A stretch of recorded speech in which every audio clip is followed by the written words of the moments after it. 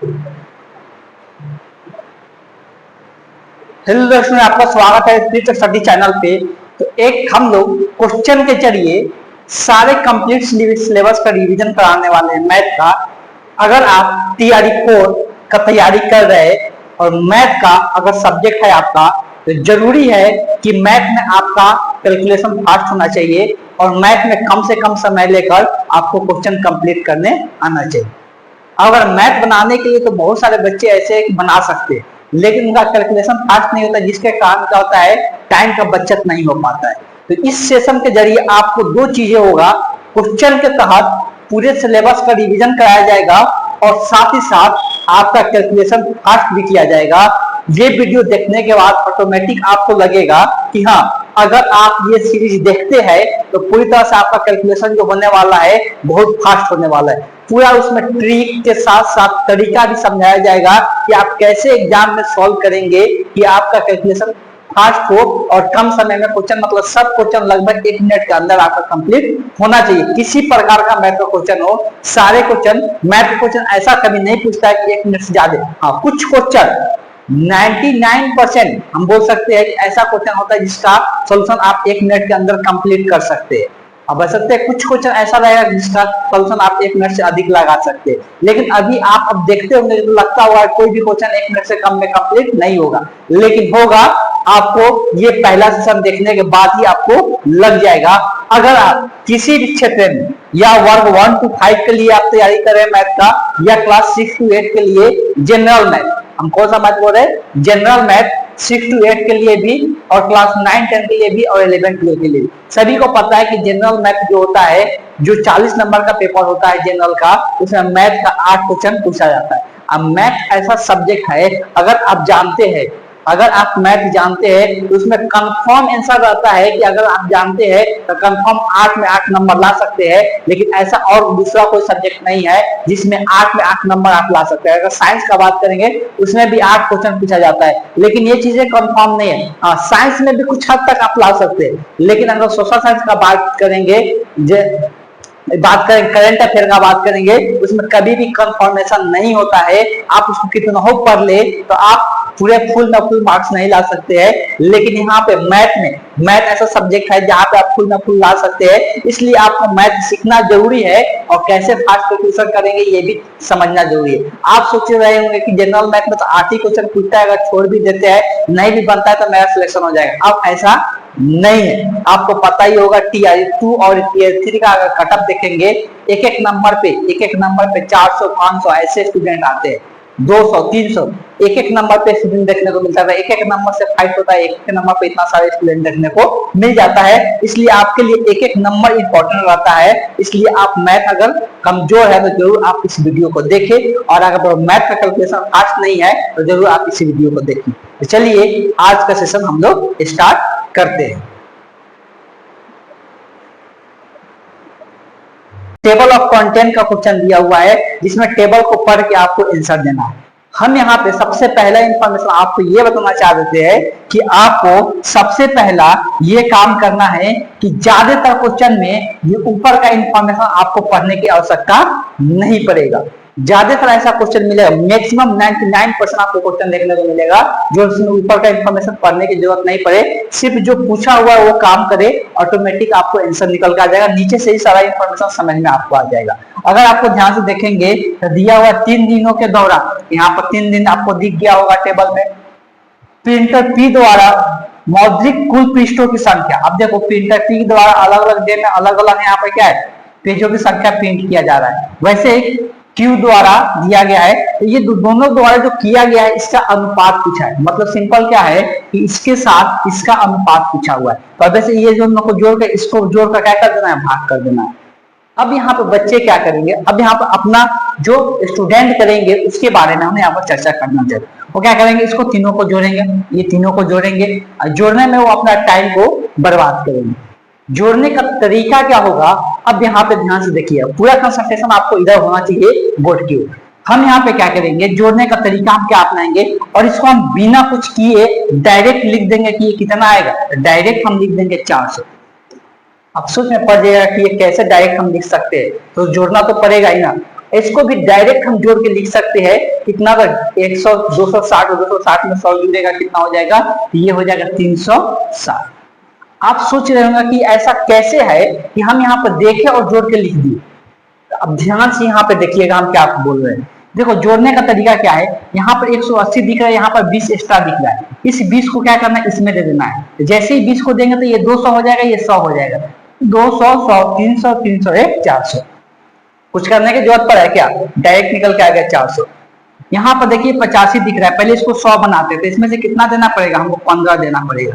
जैसे ही 15 देंगे ये 100 हो जाएगा, अब 15 देंगे तो ये कितना खुद बचेगा, 130 बचेगा, और 130 कितना 260, 260 में 100 जोड़ेंगे कितना 360, ये डायरेक्ट हम यहाँ पे लिख दिए 360। इस प्रकार से जोड़ना है। कोई भी क्वेश्चन पूछे ध्यान रखना, जब जोड़ने वाला आता है तो आपको दिमाग लगा के जोड़ना है, ऐसा नहीं कि 1 बाय 1 करके जोड़ना शुरू करना। क्लियर है। अब यहाँ पे डायरेक्ट आपको निकल जाएगा 0 0 गया, ये 4 से कटेगा 10 मतलब, ये 4 से कटेगा 9 मतलब है 10:9 आपको आंसर निकल के आ जाएगा। इस क्वेश्चन का जो करेक्ट ऑप्शन होगा option D the correct option. अगर मजा आया तो वीडियो को शेयर करें और लोग भी इसका बेनिफिट उठा सके, और ये तरीका अपनाना है आपको सॉल्व करने में।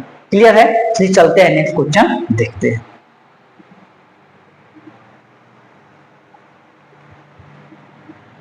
अगला क्वेश्चन दिया हुआ है,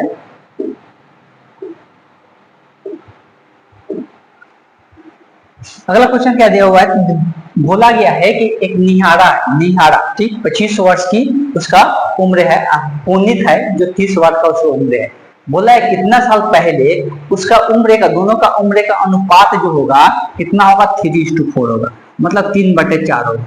मतलब कितना साल पहले जो अनुपात आएगा, अब दिया है कितना साल पहले, ऑप्शन में दिया है कितना साल पहले, तो अभी वर्तमान उम्र इन लोगों का दिया हुआ है, कितना साल पहले ये अनुपात आएगा बस बताना है। तो हमेशा इस प्रकार क्वेश्चन को डायरेक्ट हम ऑप्शन से सॉल्व करेंगे। यहाँ पर 25 दिया हुआ है, तो 20 साल पहले का 25 वाला कितना होगा, 5 होगा। 20 साल पहले 30 वाला कितना होगा, 10 होगा। यह अनुपात 3/4 आएगा क्या, नहीं आएगा, ऑप्शन आंसर। क्लियर है। ऑप्शन इसमें आएंगे तो 15 साल तक, 15 साल पहले का बात करेंगे तो कितना होगा, इसका 10 साल होगा। 15 साल पहले इसका उम्र कितना होगा, 15 होगा। इसका अनुपात 2/3 आएगा, तो ये भी कैंसल आउट हो गया। यहाँ पर 5 साल पहले का बात करेंगे तो यह आएगा यहाँ पर 20, और वहां पे आएगा कितना 5 साल 25, तो इसका भी अनुपात 3/4 नहीं आएगा, तो ये भी खत्म हो गया। बच एक ही रहा है option D, option D the correct option हो जाएगा। आप चेक भी कर सकते हैं, 10 साल पहले एज कितना 15, 10 साल पहले एज कितना 20, और ये कटेगा 5 से 3 कितना आएगा 4 आएगा, 3:4 अनुपात देखने को मिल जाएगा।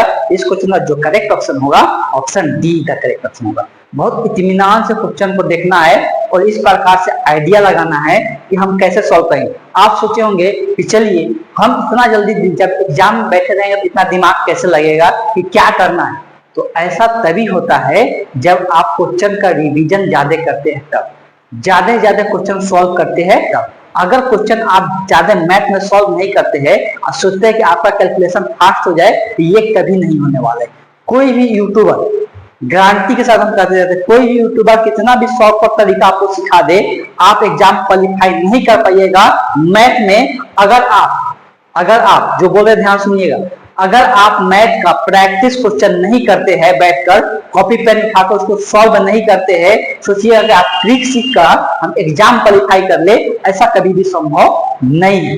बात समझ में आया। तो अगर आप चाहते हैं, आपका सपना है कि आप कोई भी गवर्नमेंट एग्जाम क्या करें, क्वालिफाई करे, तो आपको मैथ का अगर क्वेश्चन है कोई भी एग्जाम में, तो मैथ के लिए एक ही नियम है कि आप क्वेश्चन का प्रैक्टिस ज्यादा करें, तब जाकर शॉर्टकट तरीका को सीखे, तब जाकर सीखे कि हम कैसे क्वेश्चन टाइम को रिड्यूस कर सकते हैं। लेकिन पहले मैथ का प्रैक्टिस जरूरी है। जितना ज्यादा प्रैक्टिस उतना ज्यादा आपका टाइम रिड्यूस होते जाएगा, आप खुद अनुभव कर सकते हैं। तब जाके ये सब तरीका को अपनाना है। तो ये सब तरीका तभी दिमाग में आता है जब ज्यादा क्वेश्चन का प्रैक्टिस करते हैं तब। चलिए हम लोग अगला क्वेश्चन देखते हैं।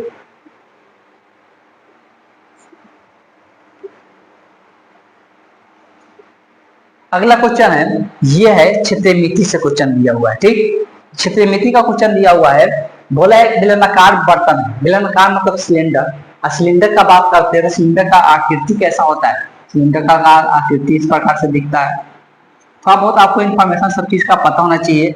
सिलेंडर का आधार बोला गया, क्या बोला, आधार। आधार जो होता है नीचे और ऊपर वाला को आधार कहते हैं, इसी को। आधार का जो आकृति देखते हो लोग, विलन का आकृति जब हम लोग देखते हैं, सिलेंडर का आकृति देखते हैं, तो आधार जो होता है, आधार का आकृति कैसा होता है, त्रिज्या मतलब एक वृत्त के आकृति के बराबर होता है, और उसका परिधि दिया हुआ है। अब वृत्त का परिधि सभी को पता है 2πr होता है, बराबर में 154 दिया हुआ। ठीक, यहाँ से हमको बेसिकली निकालना क्या है, तो आर का मान निकालना। आर का मान निकालने के लिए पाई का मान रखेंगे 22/7 गुने आर। कटने वाला है, बहुत सारा काट सकते हैं। 11 से ये 2 मरतबे कटेगा, 11 से 11 कोई 14 मरतबे, ठीक है 2 से कट जाएगा 7 मरतबे, और नहीं कटेगा 7 ढल जाएगा, 7 7 49, 2 भाग में जाएगा तो 49 बटे कितना हो जाएगा 2। और ये किस यूनिट में, तो सेंटीमीटर में, इसलिए कि यहाँ पे जो परिधि दिया हुआ है, पेरीमीटर दिया हुआ है कितना, सेंटीमीटर में दिया। लेकिन यहाँ पर ध्यान दे, जो हाइट दिया हुआ, ऊंचाई दिया है, इसका किसमें दिया हुआ है, mm में दिया हुआ है। मतलब क्या है कि अगर हम h का बात करते हैं, h दिया हुआ इतना mm मिलीमीटर, और मिलीमीटर को जब सेंटीमीटर में चेंज करते हैं, 10 से भाग कर देते हैं, तो ये बन जाता है सेंटीमीटर। तो ये हमारा ऊंचाई दिया हुआ है। बेसिकली पूछा है कि उसमें कितना जल अटेगा, कितना पानी भर सकते हैं, कितना वाटर फिलअप कर सकते हैं। जितना उसका आयतन होगा उतना ही क्या कर सकते हैं, पानी भर सकते हैं। तो हम आयतन बेसिकली क्या निकालना है, बेलन का आयतन निकालना है, सिलेंडर का आयतन निकालना है। आयतन का फॉर्मूला आप जानते हैं कि πr² इंटू क्या होता है, h होता है। सबका मान रखेंगे 22/7 हो गया। आर का मान, आर के स्क्वायर का मतलब होता है कि आर को 2 बार लिखना गुणा में, आर का मान 2 बार लिखने में कितना होगा, 49/2 गुना 49/2, और ऊंचाई निकल के आ गया 49 बटे कितना 10। आपको देख कर ही पता चल रहा होगा इसमें कैलकुलेशन बहुत ज्यादा है, और यहाँ पे कुछ कटेगा क्या, नहीं कटेगा, बस इतना ही है। इसमें कैलकुलेशन बहुत ज्यादा है।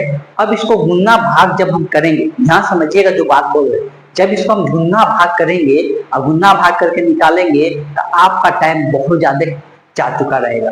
कम से कम आप 5 मिनट इस क्वेश्चन में बर्बाद कर दिए रहेंगे। तो एग्जामिनर कभी भी ऐसा क्वेश्चन नहीं पूछता है कि बच्चे वहां पर क्या करें, टाइम का बर्बाद करें, भले कि वो पूछता है कि आप दिमाग कितना लगाते हैं। और दिमाग आप कैसे लगाइएगा इस क्वेश्चन को सॉल्व करने के लिए, गुना करने के लिए। तो सबसे पहला चीज यहाँ पे देख लेना है, जो ऑप्शन है, तो सभी ऑप्शन में थोड़ा क्या है, डिफरेंस है, मतलब बहुत पास पास आंसर नहीं दिया हुआ है, आंसर में थोड़ा सा क्या है, दूरी दिया हुआ है। और जब इस प्रकार का क्वेश्चन रहे तो सबका अप्रोक्सीमेट मान रख लो, सबका लगभग मान रखे, जिसका गुना करना क्या हो, आसान। तो सिंपल चीज है, एक को यहाँ पे 11 को हटाकर 10 लिख लेते हैं, 7 को बढ़ाकर 8 लिख लेते हैं, 49 को 50 लिख लेते हैं, यहाँ पर 50 कर लेते हैं, बटे में क्या है 2 गुने 10 है। अब यहाँ से 2 से ये 4 मरतबे कट जाएगा, 10 से 10 कट जाएगा, 5 5 25, अब 25 चौका कितना हो जाता है, 100 हो जाता है, 25 चौका 100, और 2 जीरो है तो 2 जीरो हो गया। ये कितना आ गया मेरे पास, ये आ गया 10,000 सेंटीमीटर क्यूब। किसमें, ये सेंटीमीटर क्यूब में आयतन आया है, लेकिन पूछा किसमें, लीटर में पूछा है। यूनिट पर भी आपको नजर रखना है।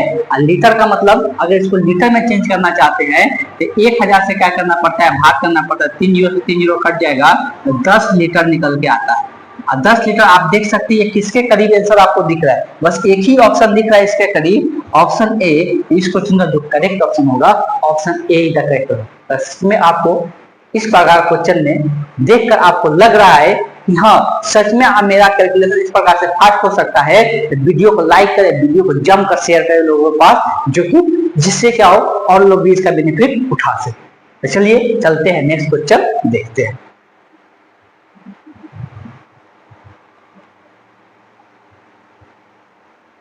आगे क्वेश्चन दिया हुआ है, और ये क्वेश्चन दिया है ब्रिज से, ज्यामिति से, क्षेत्र में, इसको बोल सकते हैं ज्योमेट्री से क्वेश्चन दिया गया है।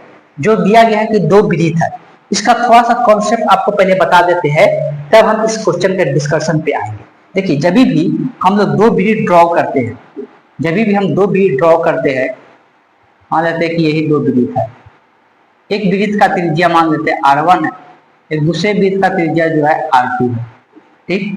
और दोनों की जो बीच की दूरी, दोनों के केंद्र के बीच की जो दूरी है, ये मेरे पास दिया हुआ है, कितना है, d है।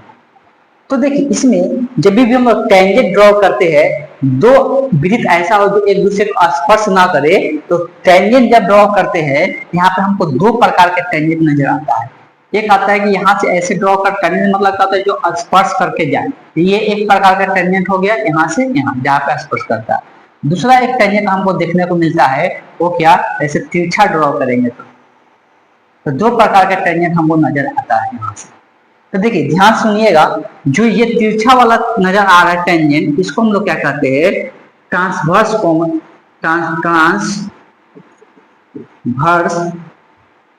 टेंजेंट। इसको क्या कहते हैं, ट्रांसवर्स कॉमन टेंजेंट। ठीक, इसको शॉर्ट फॉर्म में लिख लेते हैं TCT। क्या लिख लिए, TCT।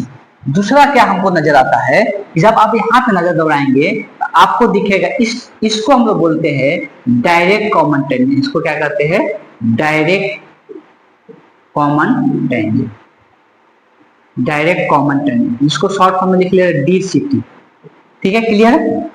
अब ये दोनों की लंबाई निकालने का फॉर्मूला होता है, दोनों का लंबाई निकालने का फॉर्मूला होता है। तो पहले हम फॉर्मूला लिख रहे हैं किसका, DCT।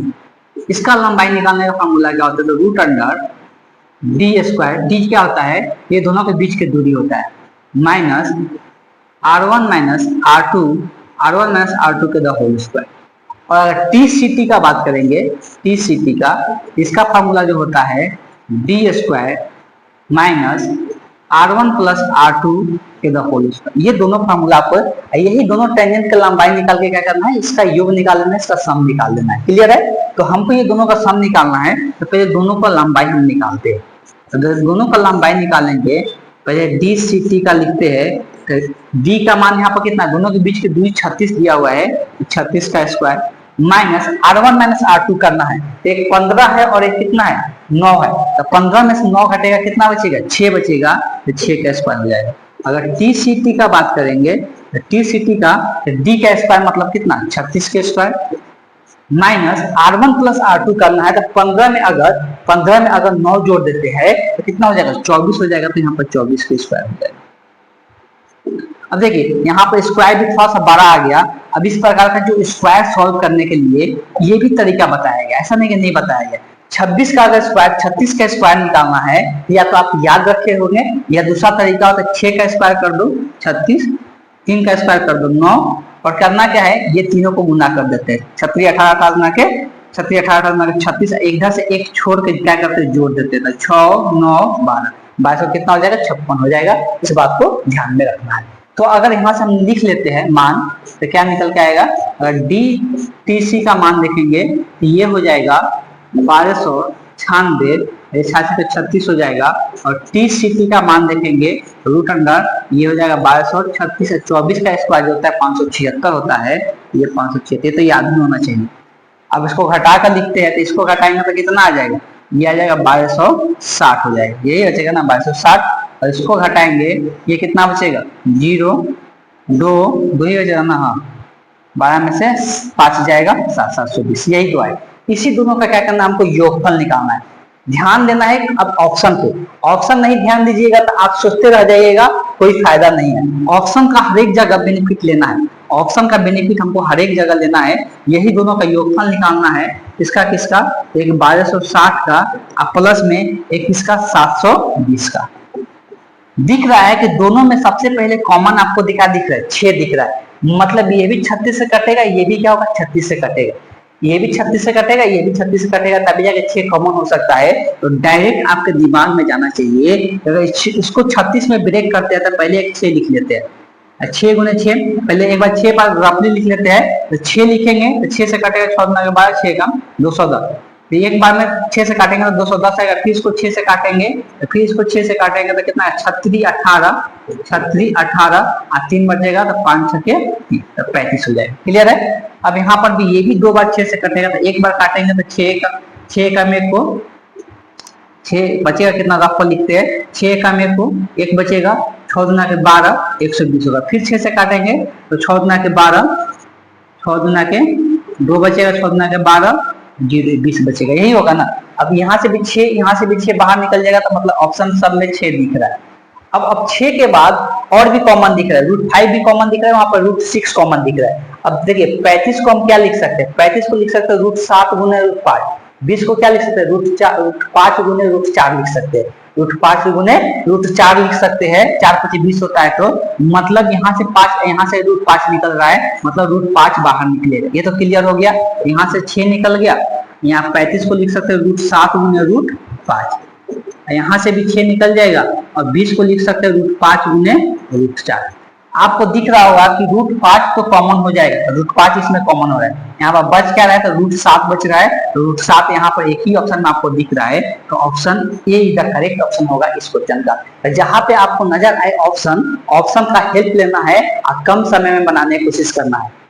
अगर हम यहाँ पे बोर्ड पे समझाने के चक्कर में कुछ स्टेप हम ज्यादा लिख रहे हैं, लेकिन आपको जब कैलकुलेशन करना है तो वहां पर आपको स्टेप को रिड्यूस करना है, और स्टेप रिड्यूस तभी कर पाइएगा जब आप खुद प्रैक्टिस कीजिएगा तब।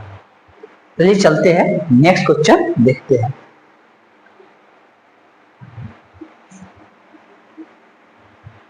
अब बात किया जा रहा है सिस्टम ऑफ लीनियर इक्वेशन दिया हुआ है, एक दो चर वाले रैखिक समीकरण दिया हुआ है। दो चर वाले रैखिक समीकरण के बारे में जानने के लिए पहले हम कुछ इंफॉर्मेशन आपके पास रख देना चाहते हैं। जब भी हम लोग दो चर वाले रैखिक समीकरण का बात करते हैं तो दो चर वाले रैखिक समीकरण का इसका व्यापक रूप क्या होता है, तो a1x plus b1y plus c1 बराबर 0। दूसरा समीकरण को लिखते हैं a2x plus b2y plus c2 बराबर 0। यही दो समीकरण है। अब इसका अनुपात से पता किया जाता है, इसके अनुपात लिखकर पता किया जाता है, इसका रेशियो लिखकर पता किया जाता है कि ये दो चर वाले जो रैखिक समीकरण है इसका हल कैसा होगा। हल देखिए तीन प्रकार का होता है। जब हम लोग बात करते हैं तो एक होता है केवल एक हल होता है, दूसरे केस में होता है कोई भी हल नहीं होता है, तीसरे केस में होता है कि अनेक हल होता है, इनफाइनाइट हल होता है। तो यहाँ पे कब कब कैसा हल होता है, तो पहला केस बनता है कि यदि यदि ऐसा हो कि a1 बटे a2 बराबर नहीं है b1 बटे b2 का, अगर पहला ही दो रेशियो बराबर नहीं है तब क्या होता है, केवल एक हल होता है। कितना होता है, एक हल होता है। दूसरा कंडीशन आता है कि यदि a1 बटे a2 का अनुपात बराबर है b1 बटे b2 के लेकिन बराबर नहीं है c1 बटे c2 के, तब इसमें कितना तक कोई हल नहीं होता है, कोई हल नहीं, कोई सोल्यूशन इसका नहीं होता है। ठीक, इंग्लिश में बोलेंगे। यदि तीसरा होता है कि a1 बटे a2 बराबर हो गया b1 बाई b2 के, साथ साथ बराबर हो गया c1 बाई c2 के, इसमें कब होता है, तो इसमें अनेक हो जाता है, इनफाइनाइट हो जाता है अनेक। तो यही तीन कंडीशन आपको ध्यान में होना चाहिए इस प्रकार क्वेश्चन को सॉल्व करने के लिए। क्लियर है। अब आ जाते हैं क्वेश्चन पे। आपको a1 b1 c1 a2 b2 c2 का पहचान आपको आना चाहिए। क्वेश्चन बनाने के लिए a1 b1 c1 और a2 b2 c2 का पहचान आना चाहिए। पहला समीकरण को पहले ध्यान से देखेंगे, तो पहला समीकरण को अगर देखते हैं ध्यान से, हमको समीकरण में दिखाई दे रहा है क्या है, 3x प्लस वाई बराबर 3 है। दूसरा समीकरण को देखेंगे तो a minus b into x plus b into y बराबर 3a plus b minus 3a plus b minus 3, यही है। ठीक है, हमको पता है कि जो x के आगे पहला समीकरण ये a1 होगा, यहाँ y का आगे कुछ नहीं है तो 1 लिखा जाता है, y का आगे कुछ नहीं रहता तो क्या होता है 1 रहता है, यहाँ पे 1 होगा तो ये हो जाएगा मेरा b1 का मान। आचर पद इधर ला के लिखते हैं तो वो होता है c1 का मान, तो उसको माइनस में लिखा जाता है। वैसे यहाँ पर ये हो जाएगा a2, ये हो जाएगा b2, जो y का आगे जो आचर पद होता है वो c2 होता है। ठीक, अब रेशियो का बात करते हैं, रेशियो पहला लेते हैं। ये बोला है कि इनफाइनाइट सोल्यूशन है, अनंत सोल्यूशन है, इसका मतलब ये तीनों अनुपात क्या होगा, बराबर होगा। मतलब 3 बटे a माइनस बी का मान बराबर होगा 1 बटे a प्लस बी का मान बराबर होगा। अब यहाँ पर इसको माइनस में इधर लाके लिखे, इसको भी माइनस में लाके लिखे, तो रेशियो लिखेंगे तो माइनस माइनस क्या हो जाएगा, कट जाएगा। इसको ऐसे ही लिखे 3 बटे 3a प्लस बी माइनस 3, यही होगा। क्लियर है। अब यहाँ से देखिए ये तीनों के तीनों आपस में बराबर है, किसी दो को बराबर ले लेते हैं, पहले ये दोनों को लेकर सॉल्व करते हैं।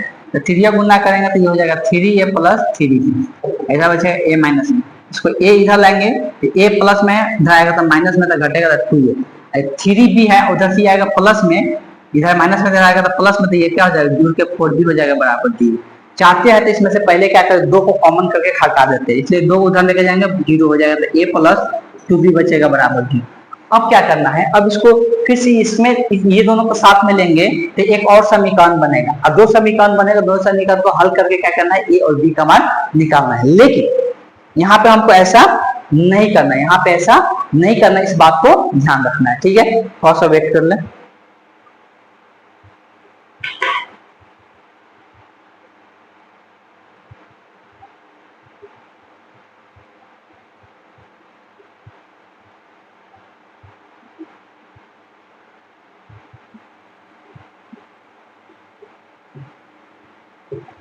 ठीक। तो अब यहाँ पे ऐसा हम लोग को नहीं करना है। करना क्या है यहाँ पे, ये यहाँ जो ऑप्शन दिया है, ऑप्शन से चेक कर लेते हैं किसको रखने से ये 0 के बराबर आ जाएगा, किसको रखने से 0 के बराबर आ जाएगा, इस बात को ध्यान रखें। देखिए देखते ही समझ में आ जाना चाहिए। तो यहाँ पर 3 होगा, अब बी का मान -2/3 रखेंगे तो यहाँ 3 कटेगा नहीं, तो बट्टा में रहेगा तो 0 होगा नहीं, जिसके नीचे 2 होगा वो कट सकता है। तो ये है और एक वो ऑप्शन दिख रहा है। यहाँ पर ए की जगह 3 तो 3 रख देंगे, यहाँ पर बी की जगह -3/2 रखेंगे, प्लस माइनस हो जाएगा, 2 से 2 कट जाएगा, -3 बचेगा, 3/3 घटेगा, क्या हो जाएगा 0 हो जाएगा। तो यही ऑप्शन रखने से क्या हो जाएगा, ये 0 के बराबर हो जा रहा है। इसलिए इस क्वेश्चन का जो करेक्ट ऑप्शन होगा ऑप्शन सी का करेक्ट ऑप्शन हो जाएगा। क्लियर है। इस प्रकार से क्वेश्चन अप्रोच अप्लाई करना है हमको, लिखना है। ये एक्स्ट्रा इन्फॉर्मेशन था आपको समझाने के लिए, ये जो था एक्स्ट्रा इन्फॉर्मेशन था, इस बात को ध्यान में रखना है। चलिए चलते हैं नेक्स्ट क्वेश्चन देखते हैं।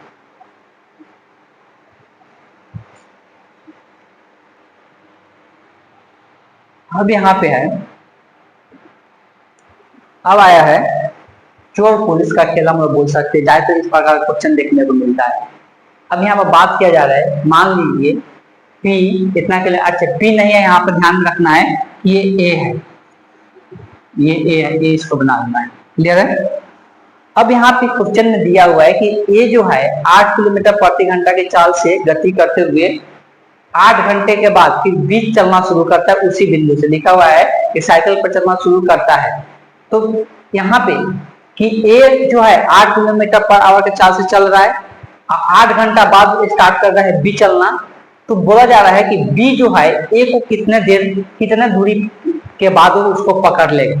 मतलब बी ऑब्वियसली फास्ट चल रहा है तो ए को तो पकड़ेगा ही, भले ही लेट शुरू किया है लेकिन पकड़ना तो है। इसमें देखना क्या है, तो सबसे पहला चीज यहाँ पे ध्यान देना है, इसमें करना क्या है, तो यहाँ पे अप्रोच में आपको ध्यान रखना है कि हमको पहले पता कर लेते हैं कि जो ए है वो 8 घंटे में कितना दूर चला गया है। ए जो है 8 घंटे में कितना दूर चला गया है। मान लेते हैं कि यहाँ से ये स्टार्ट किया, ए इस बिंदु से स्टार्ट किया, अब यहाँ से बेचारा चलना शुरू किया और इसका चाल भी हमको पता है, तो चलते हुए ये कुछ ना कुछ दूरी पर ये क्या हो गया होगा, पहुंच गया होगा। मान लेते हैं यहाँ पहुंच गया होगा। तो ये जो दूरी तय किया, जो दूरी होता है, दूरी कैसे निकलता है, तो ए का जो चाल है वो पता है, डिस्टेंस निकलता है क्या होता है, चाल गुने समय। चाल गुने समय मतलब स्पीड गुने टाइम होता है। स्पीड है इसका 8 और समय कितना था 8 घंटा, ये 8 घंटा तक चला है तो कितना हो जाएगा 64। ये 64 किलोमीटर की दूरी तय कर चुका है, मतलब ये यहाँ से यहाँ अब दूरी कितना ये तय कर चुका है 64 किलोमीटर। अब जब भी हम लोग बात करते हैं कि एक जो है दूसरे का पीछा कर रहा है और वो कितने देर में पकड़ लेगा या कितने समय में पकड़ लेगा, उसके लिए हम लोग क्या यूज करते हैं, रिलेटिव स्पीड का प्रयोग करते हैं। किसका प्रयोग करते हैं, रिलेटिव स्पीड का। जब भी कोई दो वस्तु एक ही दिशा में चलता है, एक का चाल v1 है एक का चाल v2 है, तो हमेशा एक में से दूसरा क्या होता है, घटता है। इसलिए जब एक साथ कोई भी गाड़ी चलता है तो लगता है ना कम स्पीड में चल रहा है, लेकिन जो अपोजिट साइड से आता है लगता है फास्ट चलता है, तो उस केस में क्या होता है, जुड़ता है। मतलब रिलेटिव स्पीड का बात करेंगे। अब यहाँ पे थोड़ा सा बात को ध्यान समझना है, और ये हमको नहीं लगता है कोई टीचर आपको बताते होंगे। यहाँ पे जो हम बताने जा रहे हैं और उसमें रिलेटिव स्पीड यूज करते जाएं, बहुत सारे बच्चे कंफ्यूज होते हैं। इसलिए ध्यान पूर्वक सभी को देखना है, पूरा कंसंट्रेशन बोर्ड पे होना चाहिए आपका, तब जाकर समझ में आएगा। हम बात कर रहे हैं रिलेटिव स्पीड का। जब भी रिलेटिव स्पीड यूज करते हैं,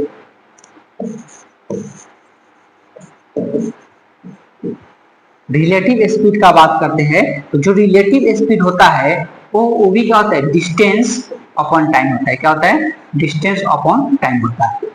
इसके लिए भी फार्मूला यही यूज करते हैं, इसके लिए भी फार्मूला यही होता है। लेकिन जब भी रिलेटिव स्पीड यूज करते हैं, ये जो डिस्टेंस होता है ना, ये कहाँ पे होता है, इनिशियल डिस्टेंस होता है दोनों के बीच का। इनिशियल डिस्टेंस होता है दोनों के बीच की, यही बात ध्यान में रखना है। इनिशियल डिस्टेंस होता है दोनों के बीच का, मतलब शुरुआत में जो दोनों के बीच की दूरी होता है वही डिस्टेंस यहाँ पे रखा जाता है। तो ये टाइम निकलता है कि वो कितने देर में दोनों को दोनों एक साथ मिल जाएगा या एक दूसरे को पकड़ ले। क्लियर है, इस बात को ध्यान रखना है। अब रिलेटिव स्पीड यहाँ से निकालेंगे, एक का इसका 24 है, इसका 8 है, रिलेटिव क्या होगा, 24 में से 8 घटेगा। स्पीड का बात करते तो कितना हो जाएगा, तो 24 में से 8 घटेगा तो ये हो जाएगा 16। और अगर डिस्टेंस का बात करते तो हमको डिस्टेंस यहाँ पे दोनों का इनिशियली शुरुआती जो दूरी है, जब ये स्टार्ट यहाँ से किया इसको पकड़ने के लिए, तो उस टाइम ये दोनों के बीच की दूरी कितना है, 64 है। यहाँ दूरी जो लिखाएगा कितना लिखाएगा, 64। हमको यही टाइम निकालना है। टी को इधर लेके आएंगे, ये 64 बटे क्या हो जाएगा 16, और ये कटेगा 16 चौका 64, मतलब 4 घंटा में इसको क्या करेगा, पकड़ लेगा। 4 घंटा में उसको छू लेगा, पकड़ लेगा। अब ये तो पता चल गया 4 घंटे में ये पकड़ लेगा, लेकिन हमसे ये नहीं पूछा है कितने घंटे में उसको पास पहुंच जाएगा। पूछा है कि ए को पकड़ने के लिए बी को कितना दूरी तय करना पड़ रहा है शुरुआत से बी को कितना दूरी तय करना पड़ रहा है। देखो बी यहाँ से चलना शुरू किया, 4 घंटे में उसके पास पहुंच गया, तो बी का अगर हमको क्या निकालना, दूरी निकालना है, तो बी का डिस्टेंस निकालना है। तो डिस्टेंस का फॉर्मूला होता है 4, और बी का चाल कितना है 24, और कितना घंटा इसको चलना है 4 घंटा, और 24 में 4 से गुना करेंगे 96 किलोमीटर होगा। तो यहाँ पे जो ऑप्शन होगा option be the correct option. अगर इस प्रकार क्वेश्चन किसी प्रकार का अगर डाउट रह जाता है तो आप डायरेक्ट कमेंट बॉक्स में लिख सकते हैं, तो लिख कर पूछ सकते हैं। हो सकता है कि इस प्रकार क्वेश्चन हम अगले क्लास में फिर से ले ले और आपका जो डाउट है फिर से आपको क्लियर कर दे। चलिए चलते हैं नेक्स्ट क्वेश्चन देखते हैं।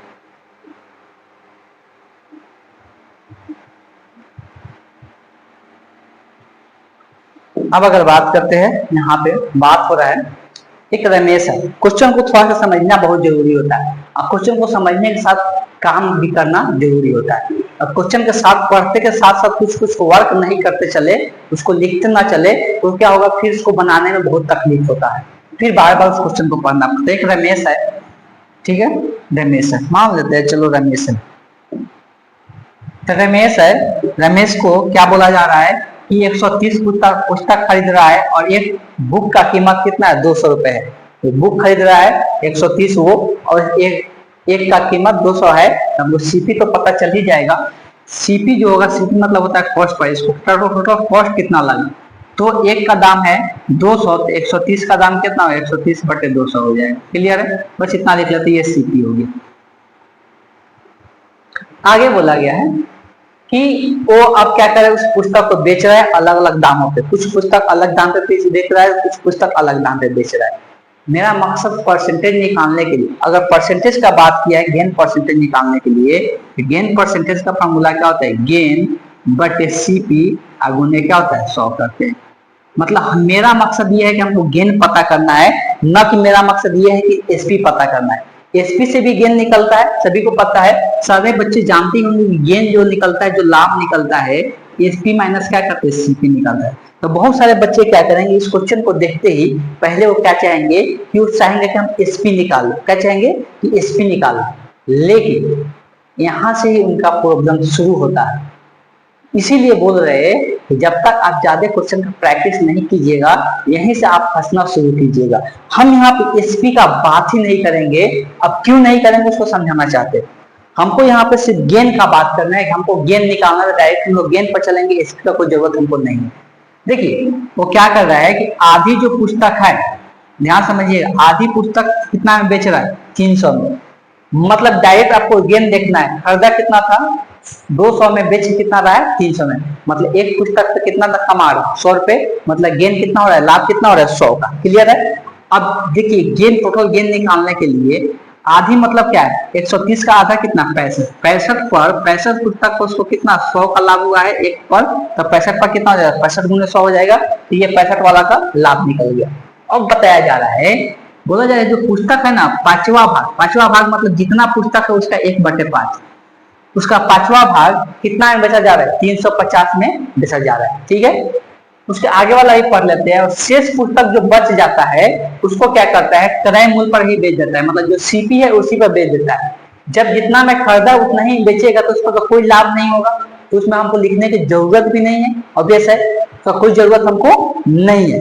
और तब कोई जरूरत ही नहीं है, इस वाला भाग को हमको यूज ही नहीं करेंगे, हमको सिर्फ इसमें देखना है। 1/5 पहले निकाल लेते हैं, मतलब 130 का 1/5 यही हुआ ना, पांचवा भाग का मतलब यही होता है। ठीक, तो 5 से ये कटेगा, 5 गुना 10, 3 5 6, मतलब 26 पुस्तक जो है वो कितने में बेच रहा है, 350 में बेच रहा है। मतलब एक पर वहां पे फायदा कितने का हो रहा है उसको, 150 का। 350 में बेचेगा तो कितना का, 150 का। तो 26 पर कितना हो जाएगा, तो इसको भी जोड़ देते हैं, 26 गुने 150, ठीक, टोटल लाभ निकल के आ गया। बाकी पुस्तक पर तो कोई लाभ ही नहीं हो रहा तो उसका हम लोग चर्चा नहीं करने वाले, इसलिए हमको सिर्फ लाभ चाहिए और लाभ इस प्रकार से निकल के आ गया। क्लियर है? अब देखिए यहाँ पे कैलकुलेशन वगैरह कुछ भी अभी नहीं करेंगे, घबरा के कैलकुलेशन कीजिए, काट कुट कीजिए। वो क्या होता है कि आप यहाँ एक बार गुना करें, फिर वहां पे एक बार गुना कर ले, फिर इसको भाग करें, ये सब बेकार की चीजें है। पहले आपको ऐसे ही रखना है हर एक जगह। हमको परसेंटेज गेन चाहिए तो इसको हम क्या करेंगे, ऊपर में लिखेंगे, ध्यान समझिएगा, प्लस 26 गुने 150, अब बट्टे में सीपी होता है, सीपी कितना 130 गुने 200। अब उसको क्या करते हैं, गुने 100 परसेंटेज निकालने के लिए ये जो 200 से 2 जीरो कट जाएगा। जो बचा हुआ है, जो ये पार्ट बचा हुआ उसको अलग अलग करके लिख लेना है। प्लस में आएगा तो ऊपर में प्लस में तो अलग अलग करके लिख सकते हैं। 65 गुने 100 बटे में हो जाएगा 130 गुने 2, प्लस 26 गुने 150 बटे में हो जाएगा 130 गुने 2। अब देखो जो यहाँ से कट रहा है पहले काट दे, 0 से 0 हटा दे, ये 65, 13 बचे 65, ये कटेगा 5 मरतबे, ये कितना आ गया 5 बचे 25, यहाँ पे आ जाते हैं। 1 0 से 1 0 गया, 13 दूना के 26, ये 2 से 2 कट गया, क्या बचा 15, यहाँ पर 25 में 15 जो है कितना आ गया 40, तो ये क्या निकल के आ गया 40%। अब आपको लग रहा होगा कि हम यहाँ पे आपको कितने कैलकुलेशन से क्या कर दिए, बचा दिए। आपको पता चल गया होगा कि आपको यहाँ से हमको कितने कैलकुलेशन से आपको बचा दिए। अगर कोई बच्चा यहाँ पे एसपी निकालना शुरू करता, वहां से ही आपको क्वेश्चन का ज्यादा लेंदी बन जाता, और जब लेंदी बन जाता बच्चे बनने वाला क्वेश्चन भी क्या करते हैं, छोड़ देते हैं। जब एग्जाम में उनको टाइम लगना शुरू हो जाता है तो 3-4 मिनट बाद आता है दिमाग में, अरे ये तो क्वेश्चन हमको छोड़ देना चाहिए था, नहीं समझ में आता, बच्चे ऐसे टिक करके निकल जाते हैं। तो आपको दिमाग को शांत रख के एग्जाम में जब भी बैठे तो बहुत प्रैक्टिकल होकर सोचे, ना कि आराम से हड़बड़ी में आपको आंसर निकालने की जरूरत है। क्वेश्चन को पहले एक बार ध्यान से देख ले 2 से 3 सेकंड, और तब जाके अप्लाई करें अपना दिमाग के, हम इस प्रकार क्वेश्चन किस प्रकार से ट्रिक अप्लाई कर सकते हैं और कैसे टाइम को बचा सकते हैं। ये सब आइडिया तभी लगेगा जब आप इस चैनल से जुड़े रहेगा, कौन सा चैनल, स्प्लिट स्टडी चैनल से, तब जाके आपको मजा आने वाला है कि कैलकुलेशन को आप किस प्रकार से फास्ट कर सकते हैं। चलिए चलते हैं नेक्स्ट क्वेश्चन देखते हैं। अब ये सब क्वेश्चन तो देखते ही आंसर बताने वाला है। इसमें एक साइन त्रिकोणमितीय फलन दे दिया है और ऑप्शन में दिख रहा है कोई भी त्रिकोणमितीय फलन नहीं है, मतलब ये कोई भी थीटा के लिए एक एग्जैक्ट मान मिलने वाला है। इसलिए हम क्या करेंगे, इसमें थीटा का कोई एक एग्जैक्ट मान क्या करेंगे, रख देंगे। इसमें क्या करेंगे, कोई थीटा का एग्जैक्ट मान रख देंगे।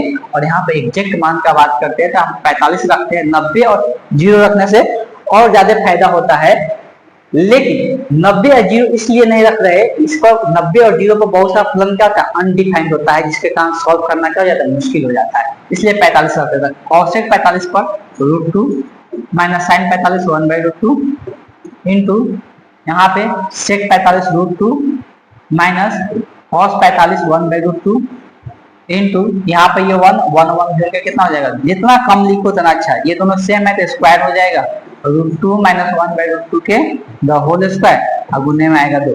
अब इसको देखिए, ये फॉर्मूला बताया जाता है कि x माइनस 1/x के स्क्वायर रहे तो इसका फॉर्मूला क्या होता है, x square plus 1/x square minus का होता है 2 होता है।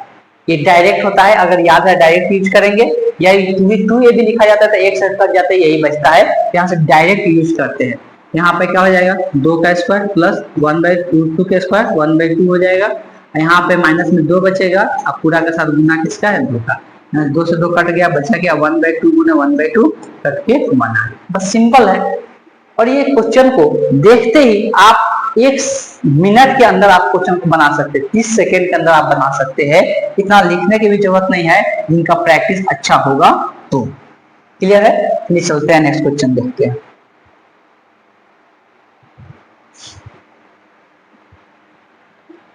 अगर इस क्वेश्चन को देखते हैं, बहुत जगह तो ऐसे फार्मूला ही दिख रहा है हमको। यहाँ पर m का मान निकालने का m प्लस, इस क्वेश्चन को अगर देखा जाए तो बनाने लायक है नहीं, ऐसे तुरंत है। यहाँ पर सेक स्क्वायर है, छोड़ देते हैं, कोसेक स्क्वायर है, छोड़ देते हैं। ये पता है कि क्या होता है, साइन स्क्वायर होता है, तो यहाँ पर क्या आ गया, साइन स्क्वायर आ गया। और होता है कॉस स्क्वायर, तो यहाँ पर कॉस स्क्वायर आ गया, और प्लस में 5, ये दोनों तरफ प्लस में 5 है, कट जाएगा। और देखिए मजे का बात यह है कि सेक जो होता है साइन का उल्टा होता है, तो क्या हो जाएगा, कट जाएगा। सॉरी सेक जो होता है कॉस का उल्टा होता है, सेक कॉस का हो जाएगा, कट जाएगा। और कॉसेक जो होता है साइन का उल्टा होता है, साइन कॉस का हो जाएगा, कट जाएगा। यहाँ बचा कितना 1, एम का मान क्या निकल के आ गया 1, तो option see the correct option हो जाएगा। ये बहुत आसान क्वेश्चन दिया हुआ था, ये इसमें खास कुछ था भी नहीं, इन सब तुरंत निकल के आ जाएगा। चलिए चलते हैं नेक्स्ट क्वेश्चन देखते हैं। अब यहाँ पर बात किया जा रहा है, एक त्रिभुज है, जब भी ज्योमेट्री का क्वेश्चन दे तो साथ साथ डायग्राम बनाते चलना है, तभी जो क्वेश्चन तेजी से सॉल्व होगा। एक एबीसी एक त्रिभुज है, लिख दिए एबीसी एक त्रिभुज है, बीसी को बढ़ाया गया डी बिंदु तक, बीसी को बढ़ा देते हैं डी तक, क्लियर है। बढ़ाया गया यदि एसी बराबर है ये वाला एंगल, ये वाला भुजा इसके बराबर है बीसी के, कौन बी एसी दिया हुआ है, बी एसी दिया हुआ है, ये दिया सकता, जब भी ये दो भुजा बराबर होता है तो इसके सामने ये वाला कौन दोनों बराबर होता है, तो ये 70 है तो ये भी 70 हो जाएगा। तो A D C A C D A C D A C D, ये है ना, हमको पता है कि आंतरिक त्रिभुज के दो आंतरिक कोणों का योगफल के ये क्या होता है बराबर होता है, मतलब 70 + 70 ये कितना 140 हो जाएगा। माइनस करना है ए बी सी, तो ए बी सी कितना है 70 है, 140 में से 70 माइनस करेंगे कितना आएगा 70 आएगा। ठीक है, ऐसे बताने वाला क्वेश्चन था। इस क्वेश्चन का जो करेक्ट ऑप्शन हो जाएगा option A the correct option हो जाएगा। चलिए चलते हैं नेक्स्ट क्वेश्चन देखते हैं। अब देखिए यहाँ पर एक टेबल वाला आपको क्वेश्चन दिख रहा है। सबसे पहला काम आपको पहले ही बता दिए कि ऊपर का इंफॉर्मेशन पर ज्यादा ध्यान नहीं देना है। अब यहाँ बोला क्या है 2018 से 2023, पहले देख लेते हैं कहाँ से कहाँ दिया है, 2018 से 2023 तक दिया हुआ है, ठीक है। के दौरान बी और डी का औसत उत्पादन का अंतर ज्ञात करना है, मतलब बी का औसत निकालना है और डी का औसत निकालना है, और दोनों का क्या करना है औसत निकाल के उसका अंतर ज्ञात करना है। देखिए अब यहाँ पर मजे का बात क्या है, बच्चे लोग इस क्वेश्चन में क्या करेंगे कि ए का औसत बी का औसत निकालेंगे, डी का औसत निकालेंगे और फिर दोनों का अंतर निकालेंगे, जिससे क्या होगा कि ये क्वेश्चन तो 5 मिनट से खान जाने वाला है बनाने में। अब उस बच्चे तो वही सोचेंगे ना, इस प्रकार क्वेश्चन तो वही करेंगे और क्या कर सकते, लेकिन ये क्वेश्चन को 1 मिनट के अंदर बनाया जा सकता है। करना क्या है, पूरा कंसंट्रेशन आपको यहाँ पे होना चाहिए। देखिए कैसे मजा आने वाला है और किस प्रकार से क्वेश्चन को कैसे आसान तरीका से बना सकते हैं, पूरी तरह से यहाँ पे समझना है। चलिए जब भी इस प्रकार का क्वेश्चन औसत का अंतर जब भी बोले, जब दो चीजों का औसत का अंतर बोले तो दिमाग क्या लगाना है, पहले अंतर निकालना है बाद में औसत निकालना है। पहले क्या करना है अंतर निकालना है, एक में से दूसरे को हटाना है और उसको जोड़कर क्या करना है औसत निकालना है। हमको बात किया जा रहा है बी और डी का, बी वाला कौन है, इसको एक बार टिक कर लेते हैं, ये है बी वाला और ये है डी वाला। ध्यान में रखना है कहीं पर गलती ना हो। बस एक चीज ध्यान में थोड़ा सा बात को रख ले, क्या रख ले, देख ले किसमें ज्यादा अधिक मान दिया है, किसमें हमको डी में अधिक दिख रहा है, बी में कम दिख रहा है, तो ट्राई करे क्या करना है डी में से बी को घटाने का। तो यहाँ देखिए 35 में से 23 घट जाएगा, तो 35 में से 23 घटेगा 12, 37 में से 37 घटेगा 0, 42 में से 28 घटेगा 12, 32 में से 32 घटेगा क्या हो जाएगा 0, क्लियर है। और यहाँ बात करते हैं 36 में से 34 घटेगा 2 और 28 में से 26 घटेगा 2। अब देखिए कितना आसान है, 12 + 12 24 और 2 26, 26 2 28, 28 वन टोटल योगफल कब है 1 2 3 4 5 6, तो 2 2 4 2 6, मतलब क्या करना है 28 आ गया, 28 में 6 से क्या कर देना है भाग कर देना है, और ये जो आंसर आएगा वही इस क्वेश्चन का आंसर हो जाएगा। आपको यहाँ पे क्लियरली दिखाई दे रहा होगा, कुछ बोला है कुछ अनुपात हो, एक बार देख लेते हैं। बी और डी का बात किया जा रहा था, यहाँ से घटेगा 12 0, यहाँ से घटेगा 42, अच्छे यहाँ गलती कर रहे हैं, यहाँ पे 14 बचेगा, ठीक है 14, हाँ ठीक है, और बाकी सब चीजें तो यहाँ पर कितना हो जाएगा 30 हो जाएगा, 30 बटे कितना 6, 30 5 6 30, 5 बार में कटेगा तो क्या आ गया 5 लाख आंसर निकल के आ गया। सच में मजा आया तो वीडियो को लाइक करें, और इस प्रकार का क्वेश्चन इसी तरीका से बनाना है, न कि इसको पूरा बी को जोड़ेंगे फिर औसत निकालेंगे, फिर डी को जोड़ेंगे औसत निकालेंगे, और उससे उस प्रकार से बनाइएगा तो 5 मिनट से अधिक क्वेश्चन में ये टाइम ले लेगा।